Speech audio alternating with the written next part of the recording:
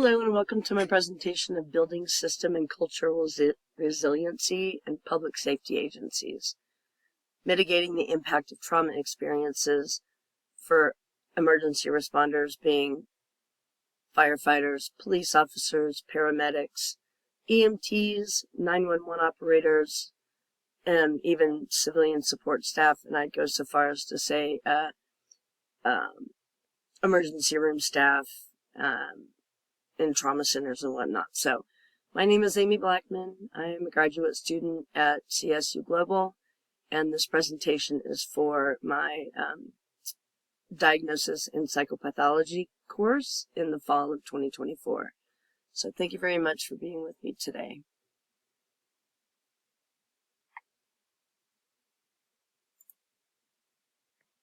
Quite a few training points. Now you all have digital access to this PowerPoint in case I gloss over things throughout the presentation, which sometimes I will tend to do because I know that you'll have the information accessible to you. But of course, you're more than welcome to share the recording with your agency and review it time and again if you have any questions and stuff like that. So anyway, although it seems like a lot of information compressed into 31 content slides, it is. This is the first training of a series. It's foundational. It's meant to be foundational. And as I said, this is being recorded, so you can refer to it in the future and share it if you'd like. So we're going to talk about ERs being at an increased risk for experiencing stress and traumatic events, taking a trauma-informed approach, and that's systematically. ERs are at an increased risk for developing a trauma and stressor-related disorder, early identification and differentiation of post-traumatic stress disorder, acute stress disorder, and the adjustment disorders, of which there are 6, which I'll talk about that in a little bit. The definition, etiology, and treatment of trauma and stressor-related disorders, differential diagnosis of trauma and stressor-related disorders. That's about as much clinical as we get, but actually, differential diagnosis is pretty darn clinical. So I did step into that realm a smidge. Going to talk about the PTSD versus complex PTSD, psychological debriefing, or as it's known as PD, building system and culture resiliency, which is, of course, the title of the presentation. We're also going to talk about increased visibility. In fact, that's the meat of this foundational training. Is increasing visibility as really the first step. So I want to go into it knowing that this is foundational, and the first step is technically getting leadership on board, which I'm hoping this will prompt. And then, of course, what do we do about it at the foundational level? But again, I digress. And then supporting ERs that have experienced trauma, which, the percentage of that is very, very high. I also want to say I have a very bad cold, and I'm hoping that I won't have to pause the presentation to cough my lungs out or whatever, but I also sound like I'm sick, because I am. So anyway, let's move on. So obviously, emergency responders are at increased risk for experiencing stressful events, stress in itself, and traumatic events. ERs, as we know, are typically first on the scene to face challenging, dangerous, and physically and emotionally draining situations, along with being the first to reach out and support the survivors of these events. So it's the response and then the caretaking a lot of times that really compounds the trauma that they're feeling. But all of these experiences, and then that's just three pictures of millions that I found online depicting my heroes in action. So, but what we need to understand is, individual, daily, continuous traumatic, experiencing of traumatic event, that's going to have an impact. And we'd be ridiculously naive to think anything other than that. So, just what we've seen, not only from just history and research, but just observation, and that's also kind of a bit of an underlying target of this training, is that we need to have our eyes open to each other, and certainly as leadership, having everybody understanding and empathetic to what our emergency responders are going through. Whether they're ready to talk about it or not, there are some signs and symptoms that are fairly obvious. Well, see, that's not fair, I say that. But from, I guess, a layman's term or a non-clinical, I think having, kind of a list and the differential diagnosis of what this is looking like specifically, that's kind of another point of this, is what are we looking at? Can we identify trauma symptoms? We'll get to that in a little bit. All right. So as senior public safety leadership, it is important and certainly commendable that you're willing to take direction from others like me to develop a stigma reduction plan. Big focus, stigma reduction plan.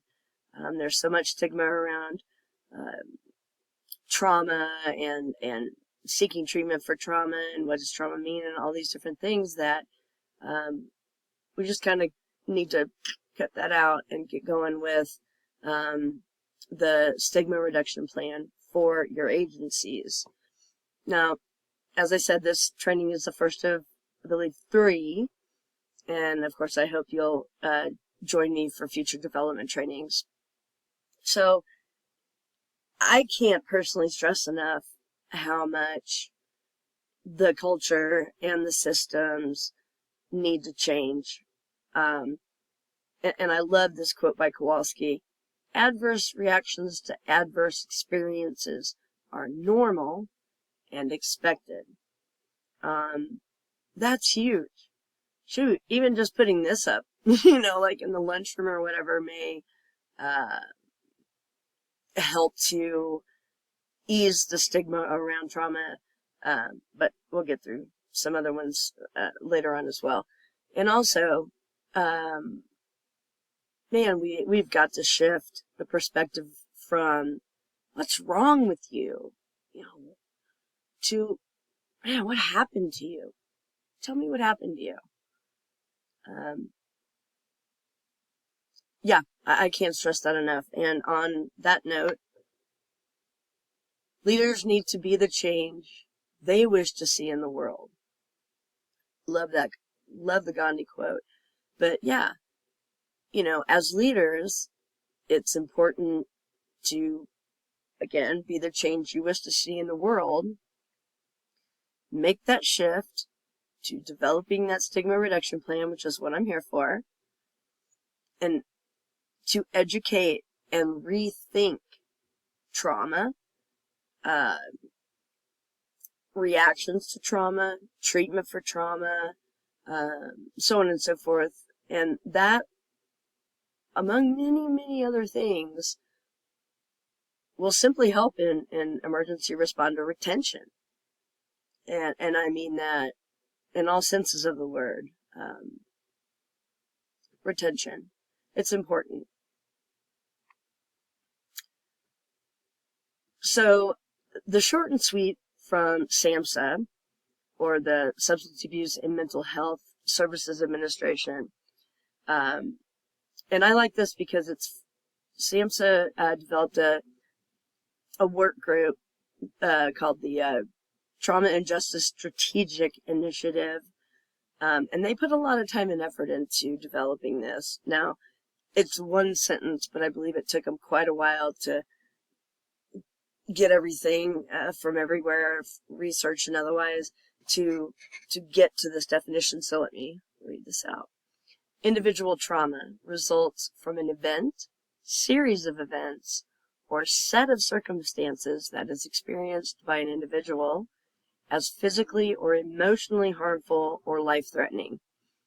And that has, very important, lasting adverse effects on their individual, mental, physical, social, emotional, and, I don't know why it says or, I would say and, spiritual well-being. So I really like that comprehensive, short and sweet from SAMHSA. Taking a trauma-informed approach is, I don't want to beleaguer this, but I believe it's extremely important to even just understand what trauma-informed approach is, what it means, and certainly how it can be implemented into your agencies and departments. So I think this is important to note.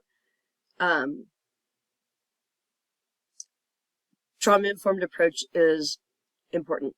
A program, organization, or system that is trauma-informed realizes the widespread impact of trauma and understands potential paths for recovery, recognizes the signs and symptoms of trauma in clients, families, staff, and others involved with the system, and responds by fully integrating knowledge about trauma into policies, procedures, and practices, and seeks to actively resist re-traumatization.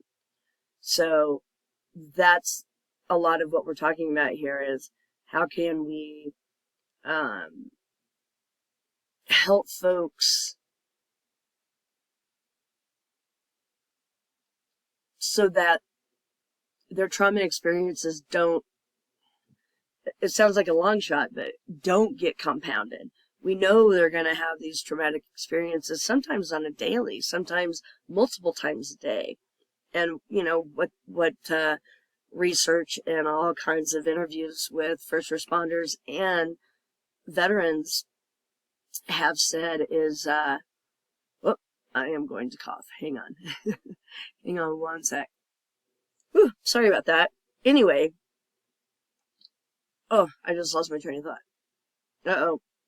Oh, ER is talking about, like,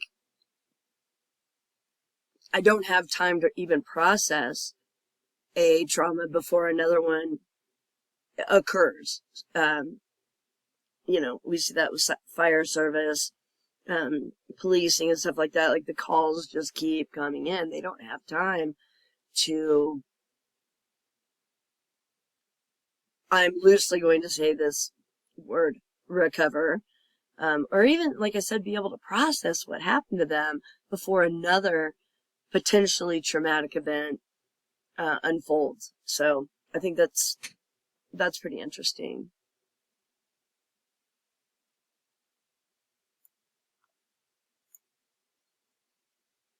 Yeah. All right, I'm back. Okay.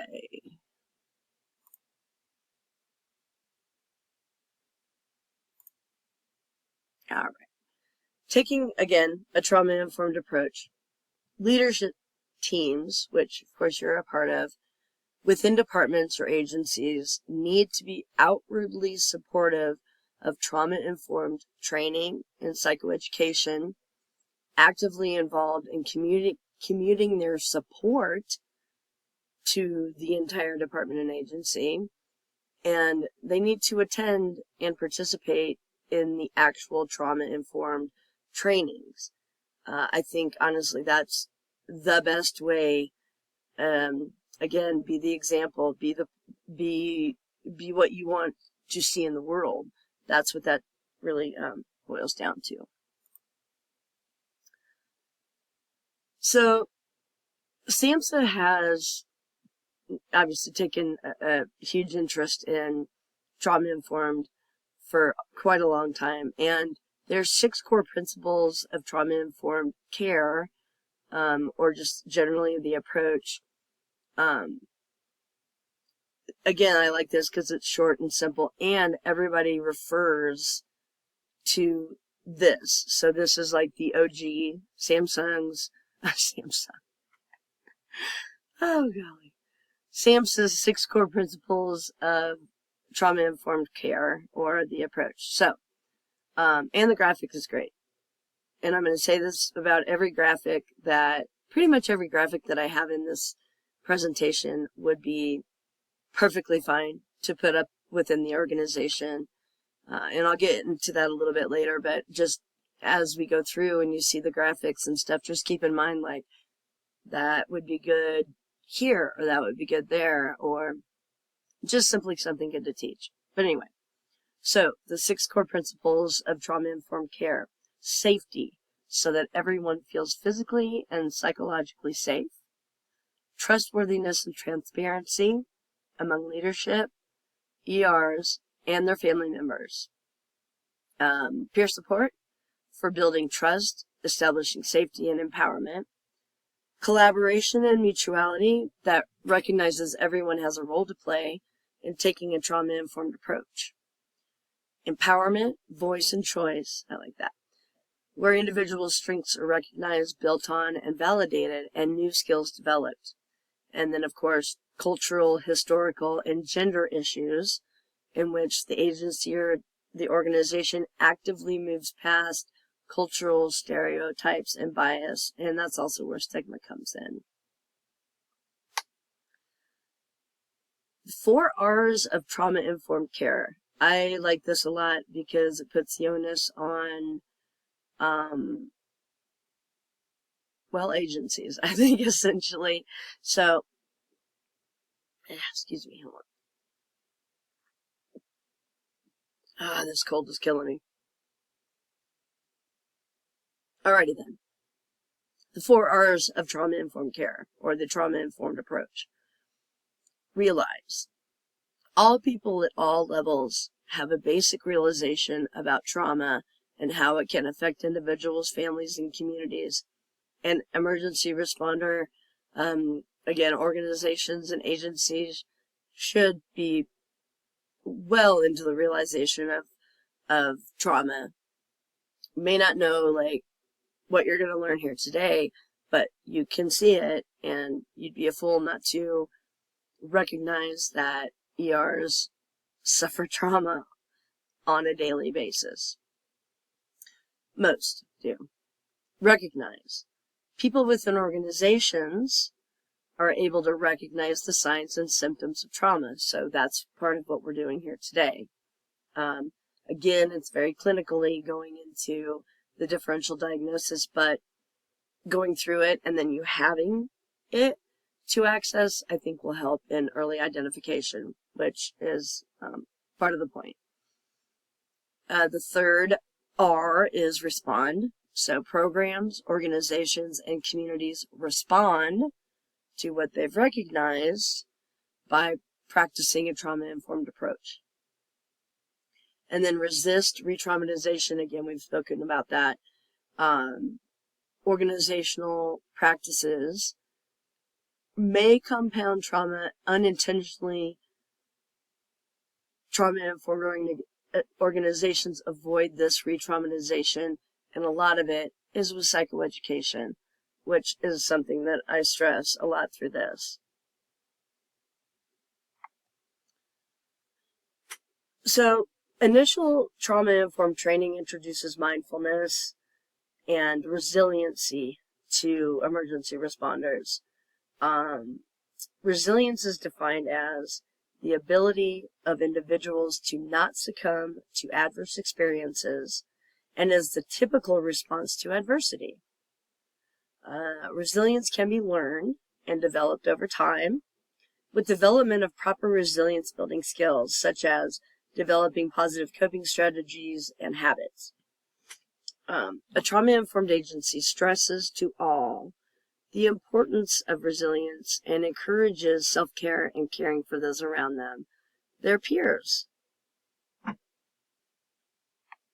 So why is resilience after a traumatic experience so important? Well,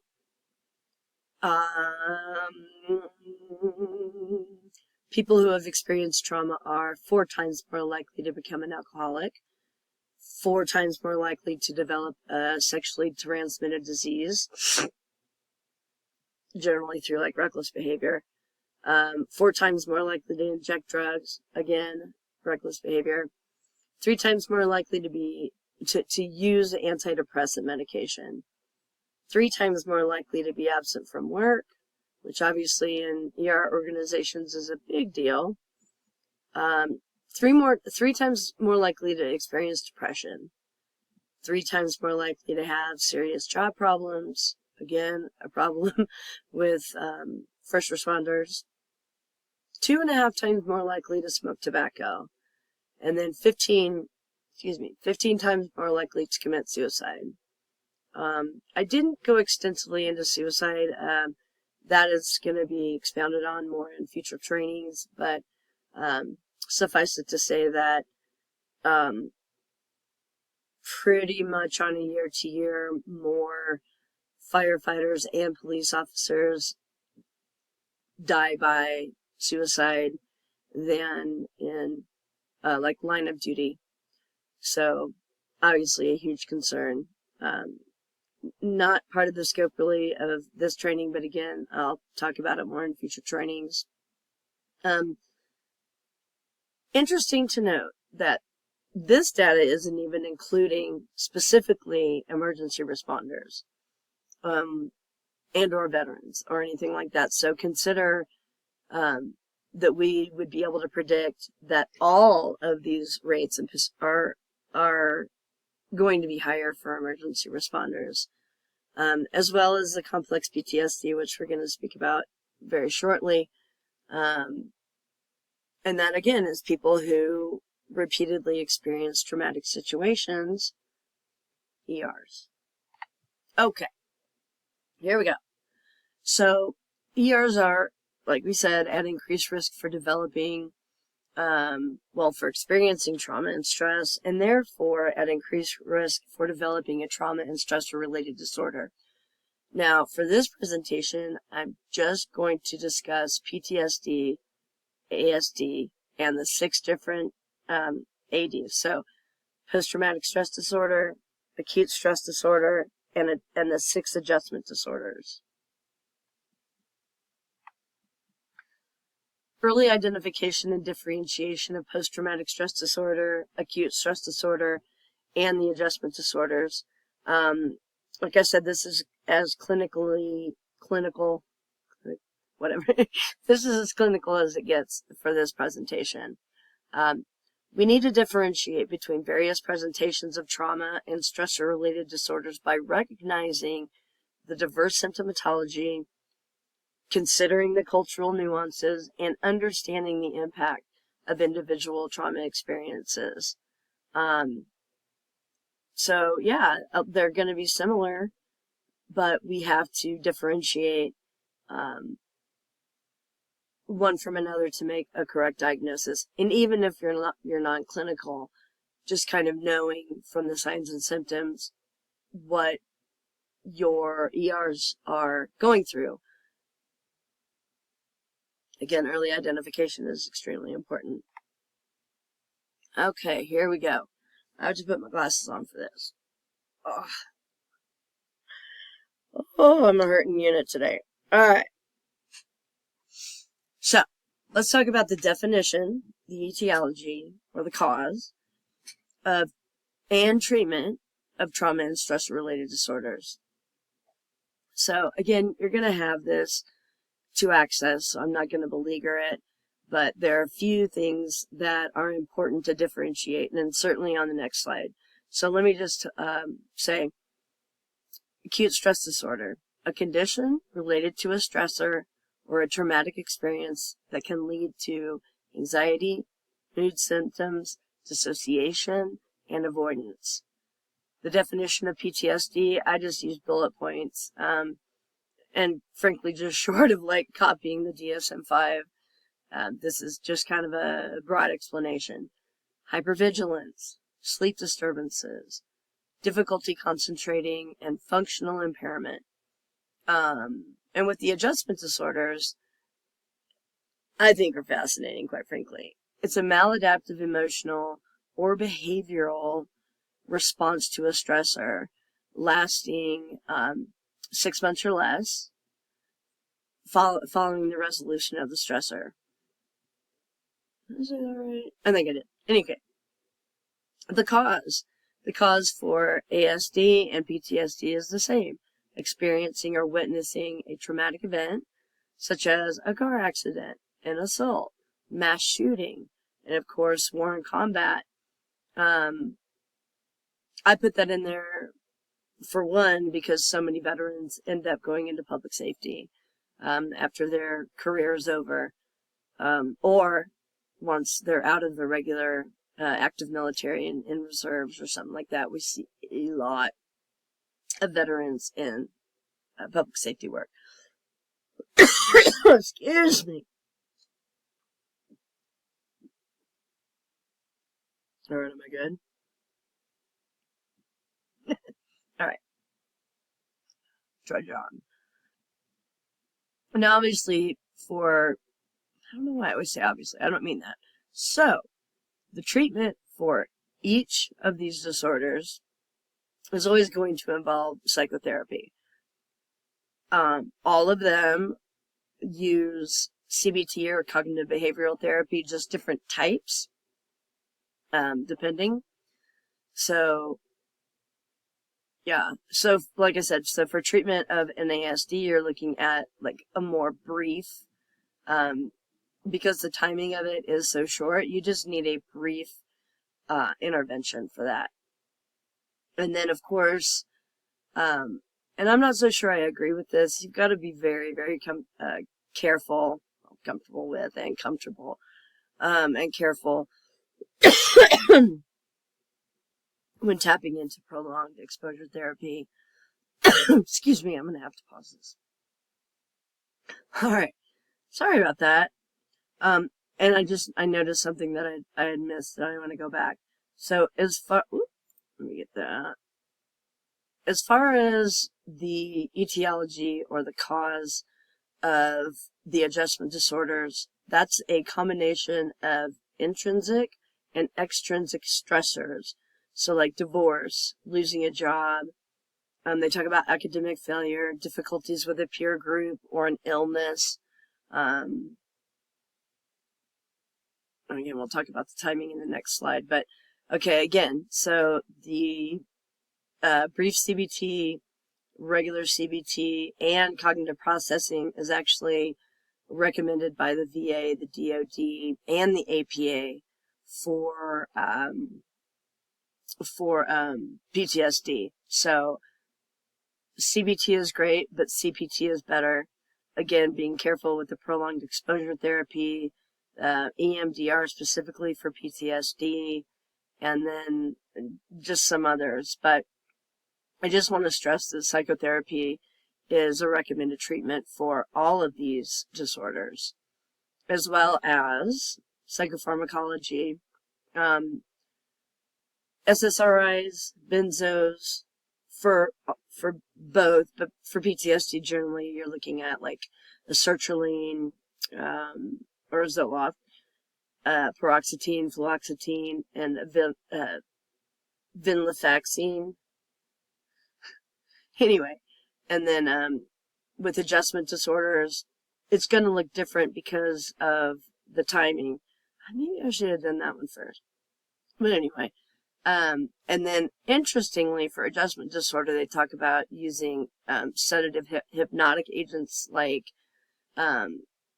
zolpidem for like insomnia. I'm not quite sure why they don't suggest that for post-traumatic stress disorder, because obviously sleep disturbances are definitely a part of PTSD, but it doesn't, I can't find anywhere where it says that using like a sedative hypnotic will be beneficial to intervene in their sleep disturbances. So more research on that I must do. So, and then with all of them, self-care. And we're talking healthy diet, exercise, practicing mindfulness, social connections, the maintenance of that, and then also the maintenance of satisfying employment, and hopefully with like trauma effect mitigation from a systemic standpoint, that will be a joyful benefit of having a trauma-informed atmosphere, because, well, frankly, it just creates a more welcoming atmosphere, a more open, again, transparent, honest about what ERs are dealing with and what they need to continue being emergency responders. I don't know that I can say it much more simply. So this is the notorious slide I've been talking about. But honestly, this is probably the first one I should have talked about, because it's essentially, it's about what the symptomology is, but it's also really tied to timing. So I just want to go through that. The symptoms, okay, so this is a differential diagnosis. The symptoms, again, are going to look the same for acute stress disorder and PTSD. The symptoms of an adjustment disorder, this is why I feel like it's so interesting. It's distress that is disproportionate. That is the key word for the adjustment disorders. The distress is disproportionate to the expected response to the trigger. So essentially, it's kind of comparing like what would, I almost said normal. I don't know why I even almost thought of that word. But like, I think what is the standard? That's better, right? And it's disproportionate too. So you'll see these outbursts of anger and physical aggression even, that you're like, where did that come from? So again, the triggers, for PTSD, it has to be exposure to a traumatic event or events. Same with the acute stress disorder.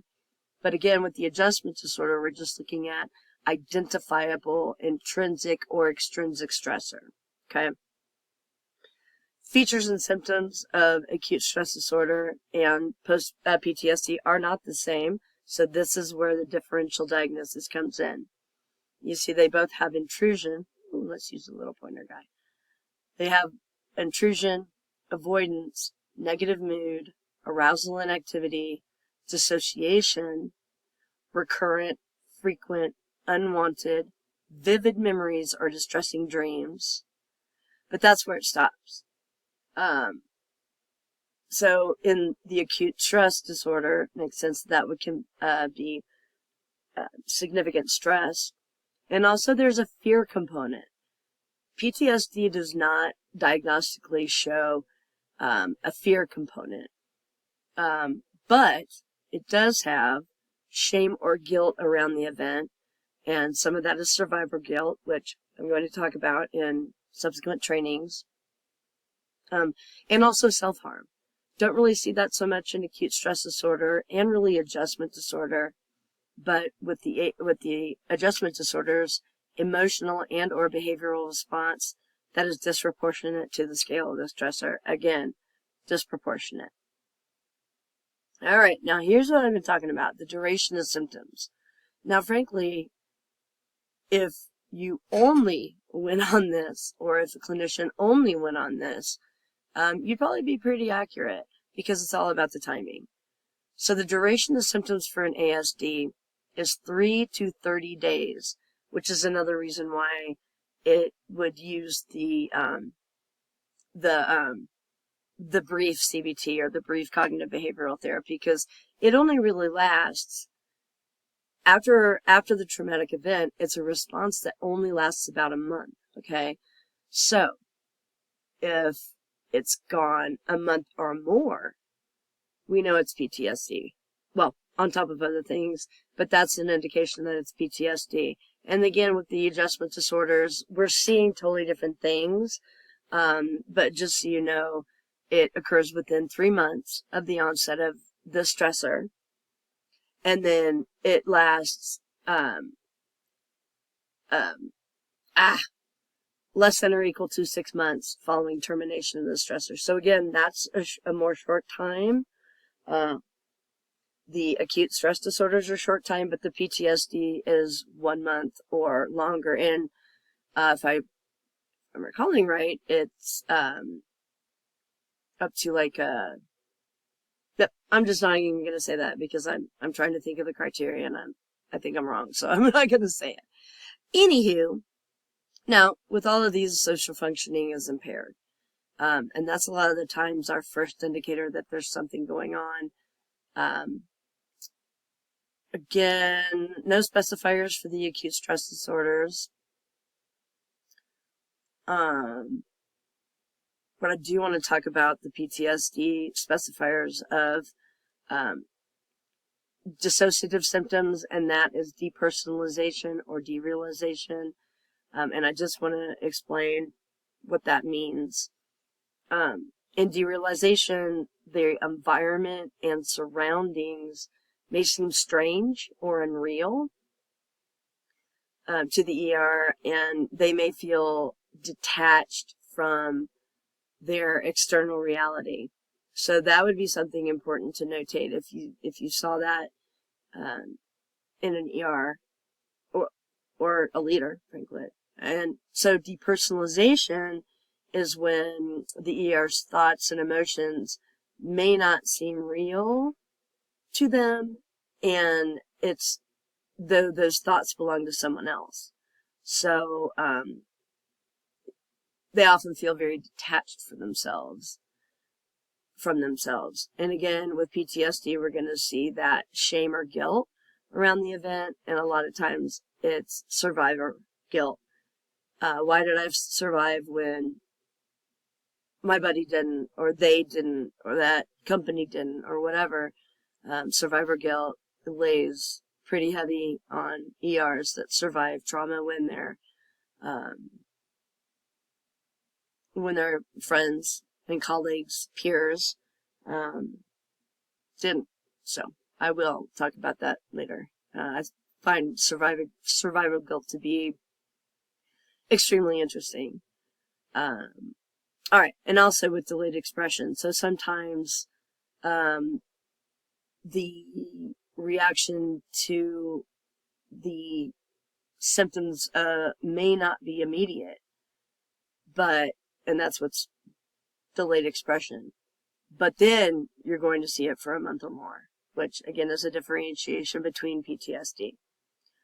All right, now those illustrious 6 different adjustment disorders I do want to explain. So there's with depressed mood, with anxiety, with mixed anxiety and depressed mood, with disturbances of conduct, with mixed disturbance of emotions and conduct, and of course, unspecified.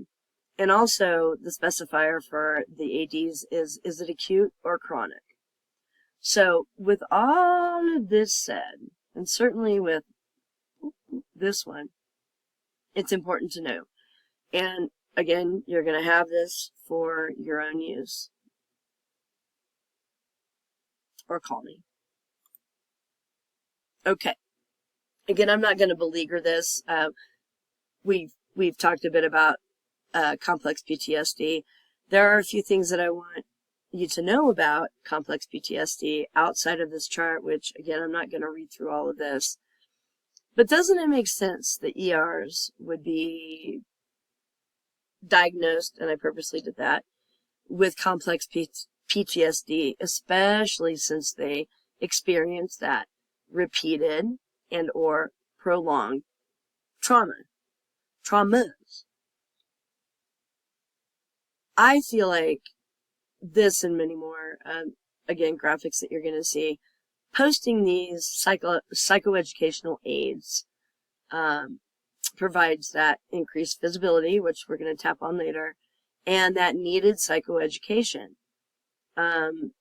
Putting these up as like posters or notices or whatever you call them is kind of a sly way of saying, we see you, we get you, we hear you, we understand that this is something that you're going through.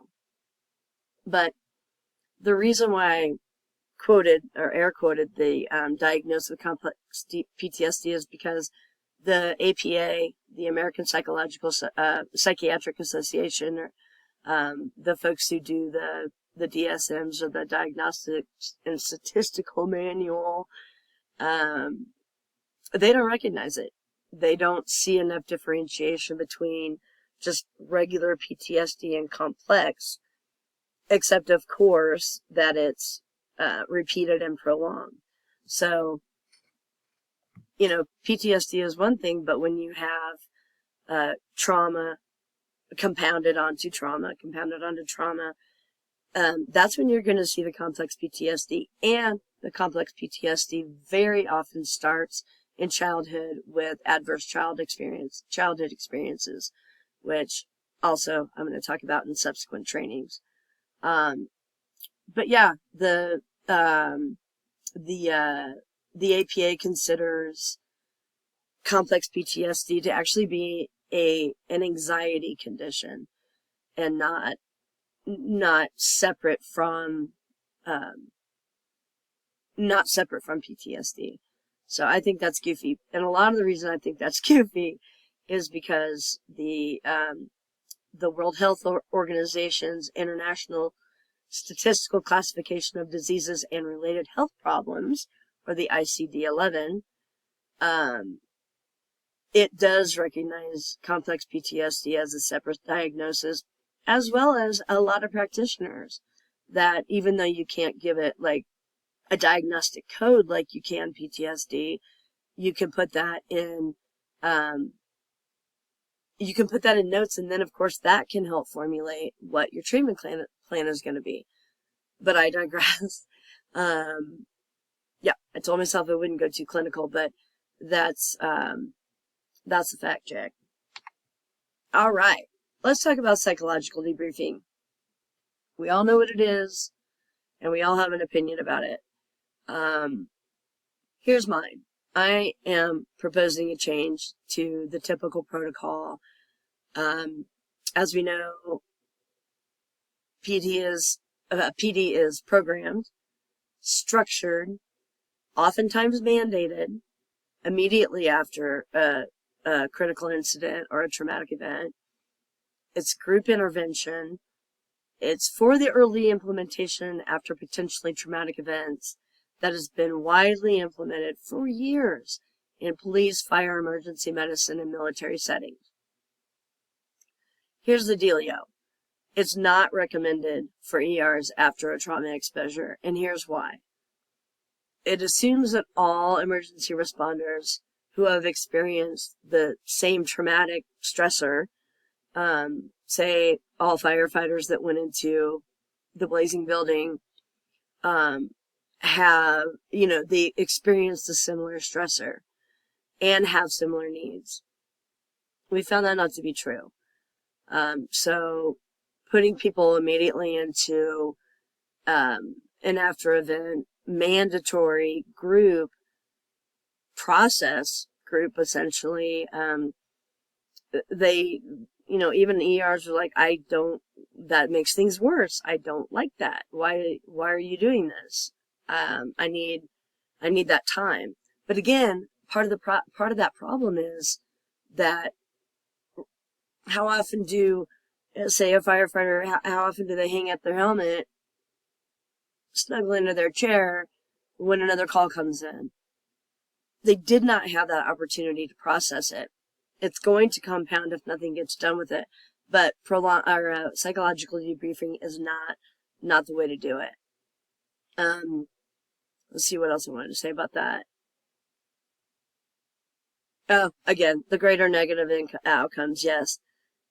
And honestly, compared to some ERs that didn't get the treatment, whether they skipped out of the mandated or, ended up in the hospital or something after the event and couldn't participate, they actually had a better outcome than those that had to go into that right after the event. That group mandated treatment did not go well. Didn't fare well for a lot of emergency responders. So, my proposal. using psychological first aid. There's a ton of different models. They're evidence informed. They're being developed for specific populations, and it too deals with the needs for ERs in the early aftermath, not immediacy, in the early aftermath of disasters and traumatic stress. And you're going to want some ERs that want that, but you're going to have those other ERs that are resistant and say, I don't want to do this right now. I can't. I'm physically exhausted. Whatever the reason is, they're not ready. They don't want it. So, PFA, or psychological first aid, focuses on addressing those initial needs and concerns by providing support and resources, which is a lot different than throwing a group of ERs into a mandatory group, stress debriefing, critical stress debriefing. And it also, again, as you can note, differs from traditional mental health services. And this is what the ER is like. It's strengths-based. They're strengths-based. Flexible to them. And it has supportive, psychoeducational. I cannot stress how important psychoeducation is to this population. Psychoeducational rather than psychotherapeutic. They're not ready for that. So again, some are, some aren't. But for the most part, I believe shifting the focus from psychological debriefing to psychological first aid is going to make for a much happier group of ERs. Oh, and along with that, it kind of says there, providing support and resources. PFA facilitators often are trained to make those community referrals.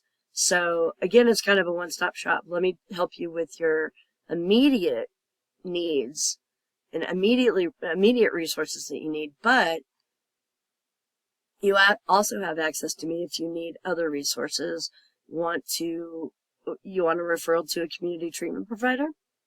Okie dokie. All right. So this is, I don't need these. I love this part. I want to talk about more visibility.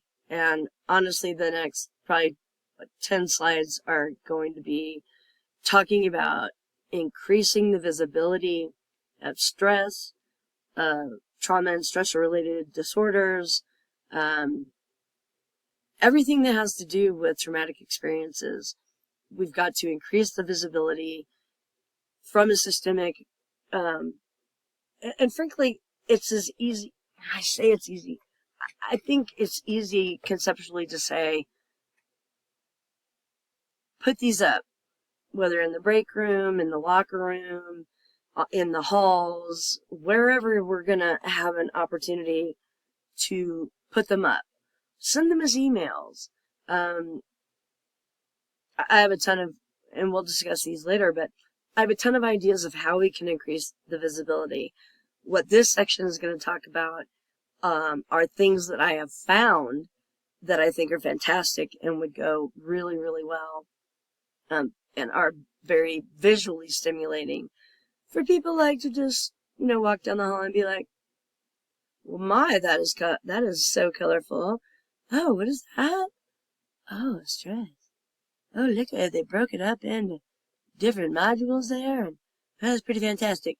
So what I'm getting at is it's kind of what I call a soft push for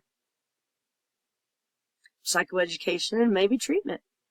But again, more visibility about stress is important. It's part of the title of trauma and stress-related disorders. So I think it's important to be very, very clear about, here's stress. Here's what it looks like in these 4 domains. And just again, psychoeducation is the key, I think.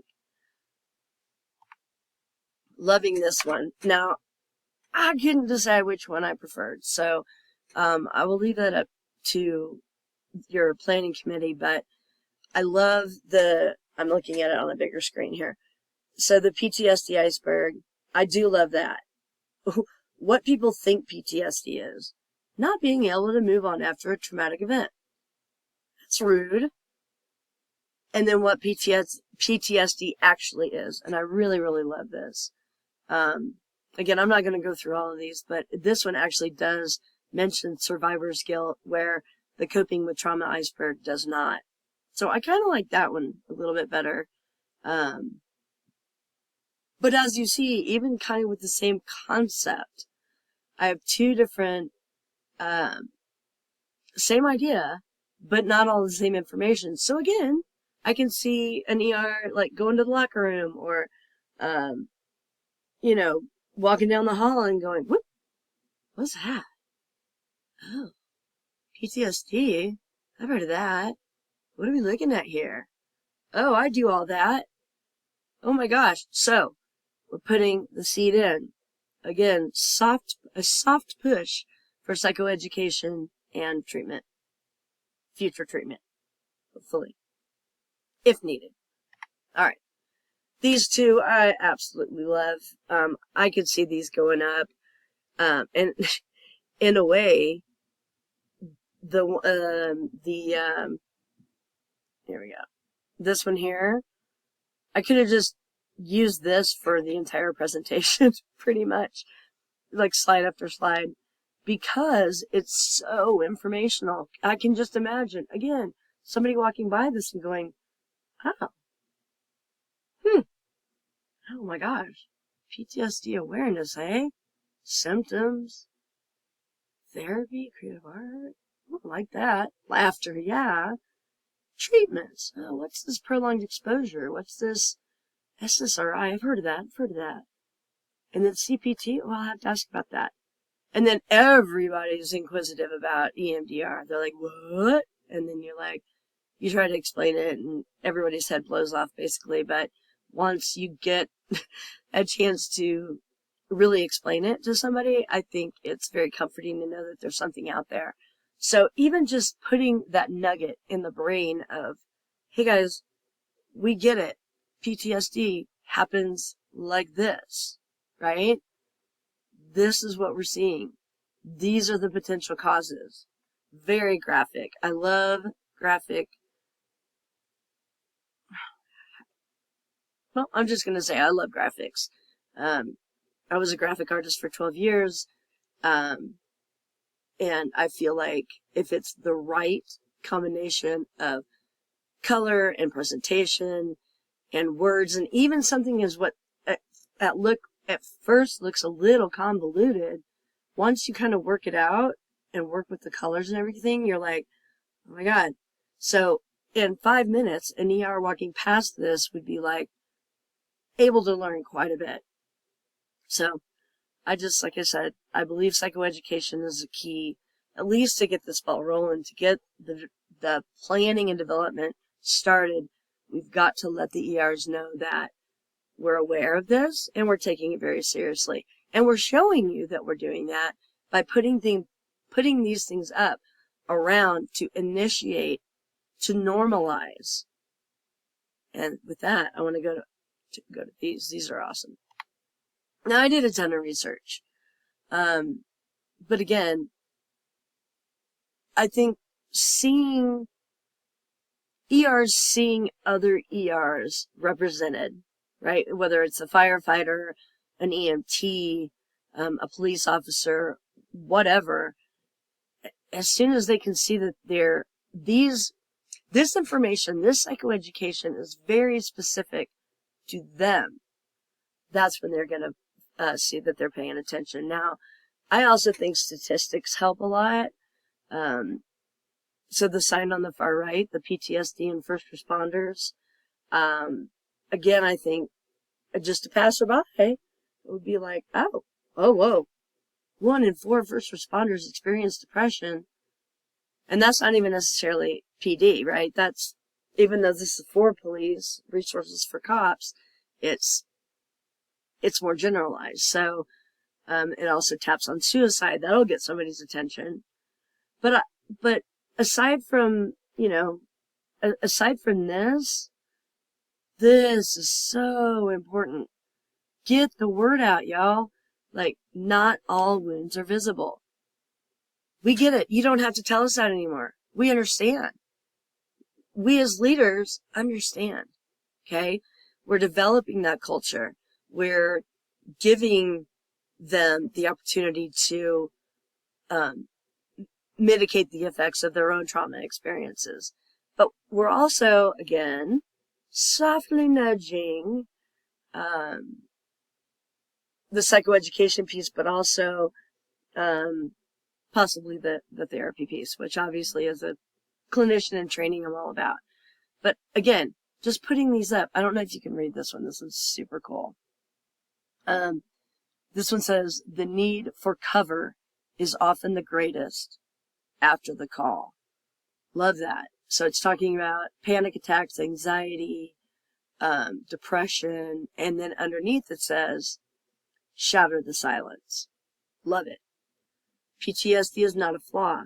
It can come from facing situations most people fear. Now, I'm going to be frank. I was a first responder, and I love these kind of messages like, you got this, you're a badass, and you can handle it. It's not a flaw. It comes from, and the next one I'll put that in more. So, I love this one. PTSD is not a flaw. It can come from running into places most people fear. Absolutely love that.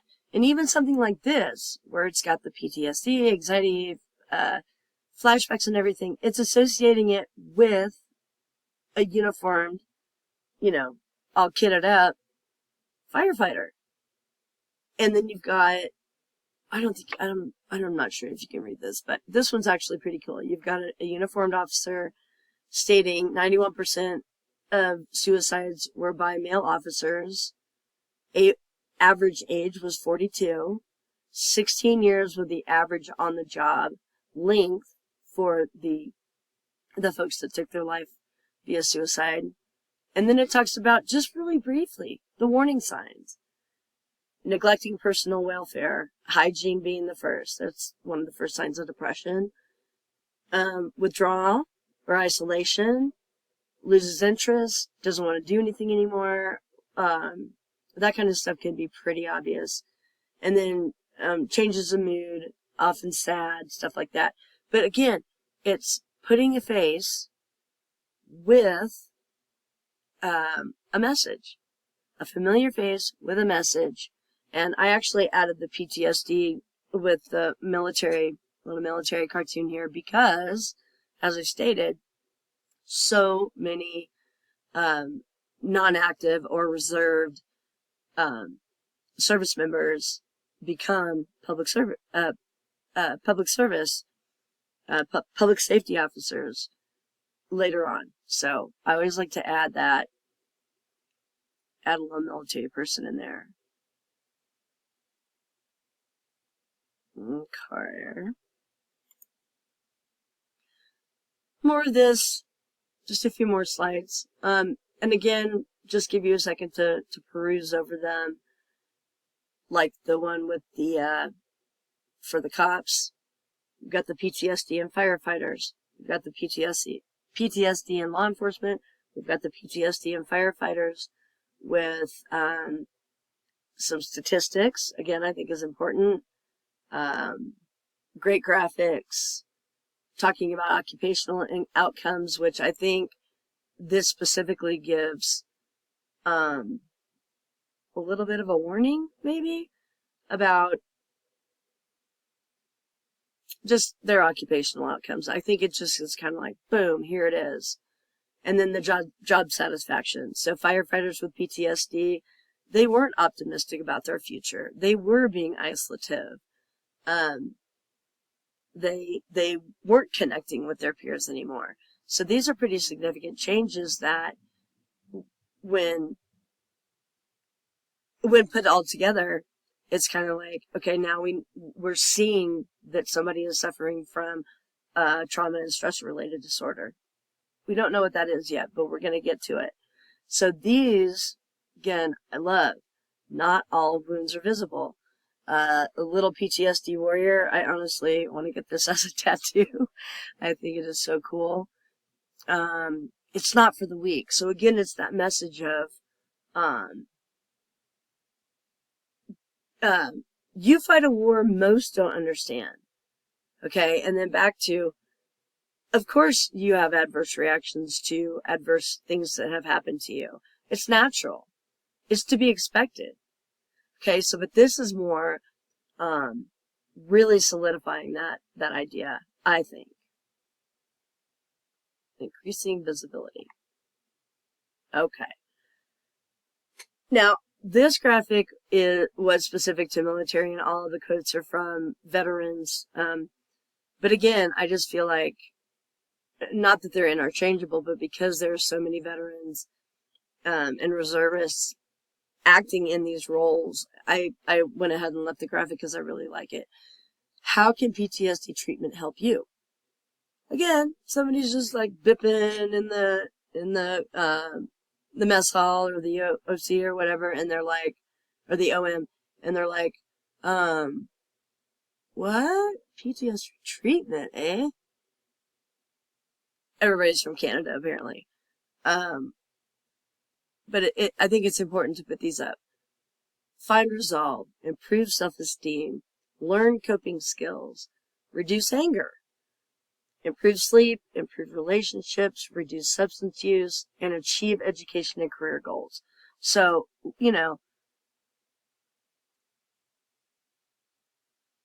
this is what your life could look like after participating in treatment. And I love the quotes. I'm not going to go through them. You can see them in your presentation, but I love, love, love stuff like this. Again, it's soft encouragement. It's a little soft push into getting the balls rolling as far as taking care of themselves.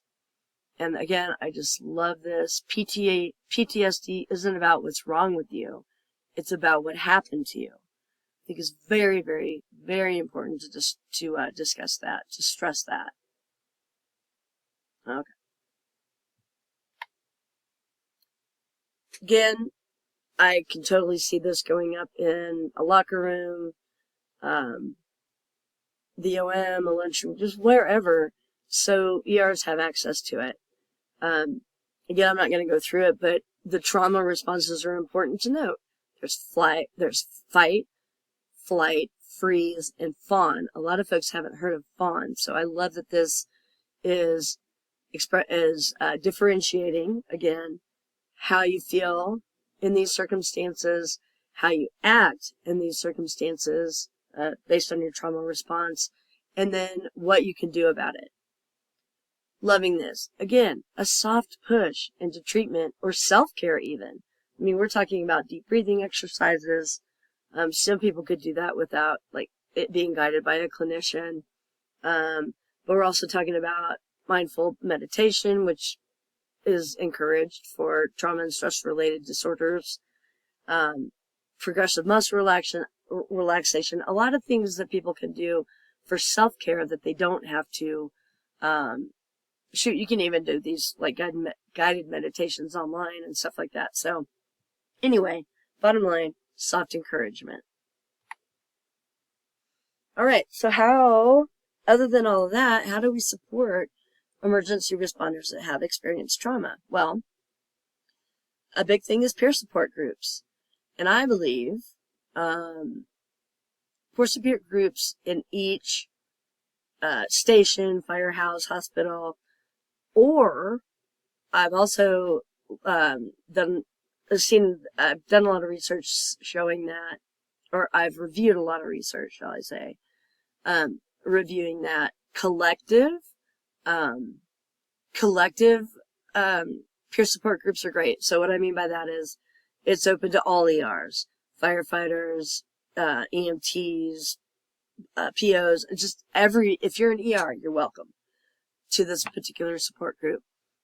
I find it interesting. So peers know what it's like, obviously. They share the experiences and the perspectives of other ERs. And oftentimes they're ready to help. They're there to help. That's very purposeful.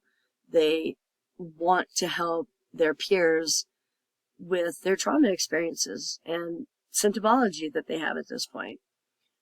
And it's also important for ERs to know that they're not alone. So yeah, I actually think it's a good idea to get different types of ERs together.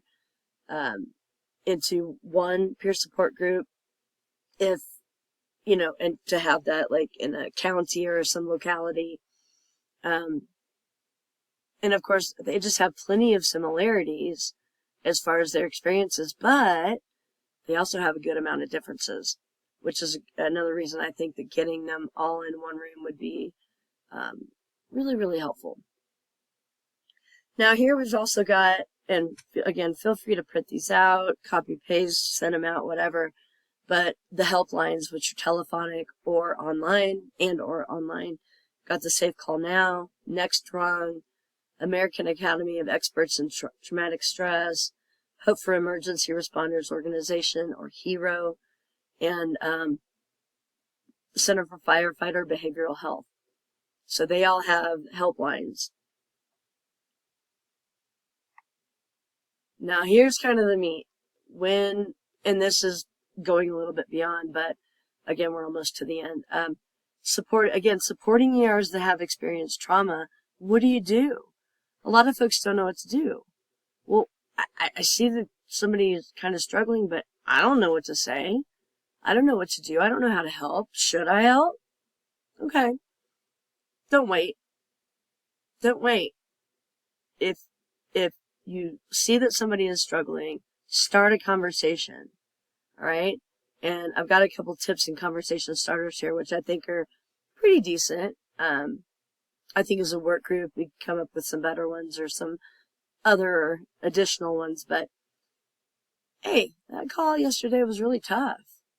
You doing okay? Or what do we have here? We've had some rough shifts lately. How are you sleeping? And you know, as a peer, you could even be like, "Man, I am not sleeping well." You sleep? How are you sleeping? Okay, so you're adding yourself into the conversation to hopefully open them up to further conversation about how they're feeling. And a lot of times they're not going to want to talk. It's the same situation with the crisis intervention, stress debriefing, and why I propose the psychological first aid, because they don't always want to talk, but when they do, I think it's important to take this advice here. Give them your full attention, show compassion, and avoid judging their behavior or responses. It's easy to relate things your peer may express, and sharing your own struggles can help with the conversation. Be careful not to allow the conversation to focus on your own problems, which is kind of hard, I think, sometimes. And especially this one. Offer positive suggestions, but don't try to solve the problem. I myself am a problem solver, and so this one is where I have to check myself as far as my peer stuff. But it's important to know that we're not there to solve their problem. We're there to be supportive to them. Encourage them to get support if the peer support doesn't seem to be enough, or it's just kind of beyond the realm or whatever. Then we need to kind of hand off to a professional, I think. These are kind of goofy. I'd love to come up with some different ones, but just to give you an idea, every conversation needs to be hopeful and positive, and plan for coping strategies. Now, I know this is sometimes hard, but with more training, I think it'll be secondhand. We see some tough times, but we don't have to let it build up. We all struggle sometimes, and there's nothing wrong with asking for help. Again, normalizing this, having these visual aids up, making it clear to the ER community, the staff, and everyone else that, hey, we get it. This is an issue. And we're developing a plan to help us through this, okay? I like this one, though. Getting in a workout before each shift has helped me. You're welcome to join if you want. So again, you're kind of putting yourself out there, but you're also inviting someone in. And then afterwards, saying things like, you know what, I'm really glad we talked. we should check in with each other later. It's good to be able to share some stuff with somebody that really, really gets it. Again, it's empowering, it's normalizing, it's encouraging, and all these things. So, again, this is just kind of a graphic for peer supporters, I think, essentially, or anyone that, again, is trying to support someone that has experienced trauma. You've got to give them their space. Predictability, attribution, perspective, reciprocity, support, choice, and recalibration. Again, I'm not going to go through all of these, but you have it in your digital version or your packet to go over. But again, and certainly in like peer support groups, I would put these up kind of all over, or at least in a couple eye-catching areas to keep in mind as peer support, that we need to be there for other people, but we also need to know how to be there for other people. So for that reason, I really, really like that. Thank you very much for attending this training. I hope you see the need to develop the trauma-informed agency, the organization, the system, the environment, all of the above, and that you participate in subsequent trainings with me. I'll make the announcements of when the subsequent to this training will be available. But yeah, we need to continue building system and culture resiliency to mitigate the trauma experiences of ERs, among other topics for organizational development, what we're going to talk about. But I think I want to leave you with, be the change you wish to see in the world. Show them that you care. Show them that you're taking this seriously. Show them that you recognize that suicide is an epidemic in ERs and that we lose more to suicide than we do on-duty deaths. So, pretty important. But again, thank you very much. I appreciate your time and attention. Please let me know if you have any questions.